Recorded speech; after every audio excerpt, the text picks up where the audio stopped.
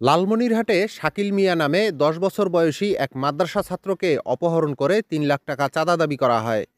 এর একদিন পর সেপটিক ট্যাঙ্ক থেকে শাকিলের মরদেহ উদ্ধারের ঘটনায় ৩ জনকে আটক করেছে পুলিশ।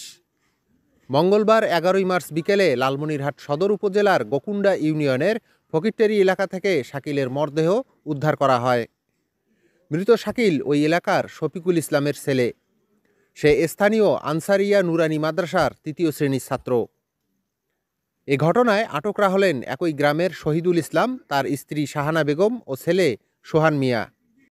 পুলিশ ও স্থানীয়রা জানান, নানা জয়নাল আবিদিনের বাড়িতে থেকে পাশের আনসারিয়া নুরানি মাদ্রাসায় পড়াশোনা করত শাকিল। সোমবার ১০ মার্চ সকালে অপহৃত হয় সে।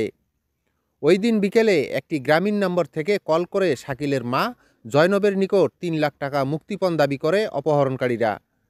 খবর পেয়ে সদর থানা পুলিশ তদন্তে নেমে একই এলাকার শহীদুল ও তার ছেলে সোহানকে আটক করে।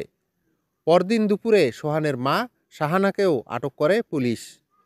পরে বিকেলে সোহানের দেয়া তথ্যে তাদের বাড়ি সংলগ্ন কাঁচা সেপটিক ট্যাঙ্কের নিচে পুঁতে রাখা শিক্ষার্থী শাকিলের মরদেহ উদ্ধার করে পুলিশ ও সেনাবাহিনীর যৌথ টিম।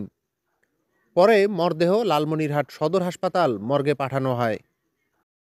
লালমনিরহাট সদর থানার ভারপ্রাপ্ত কর্মকর্তা ওসি নূর নবী বলেন, শাকিলকে হত্যার ঘটনায় ৩ জনকে আটক করা হয়েছে।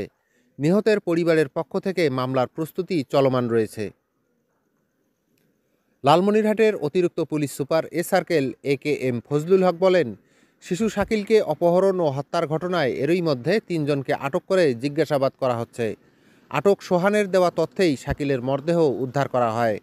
শাকিলকে অপহরণ ও হত্যার কারণ ও প্রকৃত অপরাধীদের শনাক্তসহ গ্রেপ্তার করতে আটককৃতদের জিজ্ঞাসাবাদ করা হচ্ছে। লালমনি প্রতিদিন নিউজ ডেস্ক।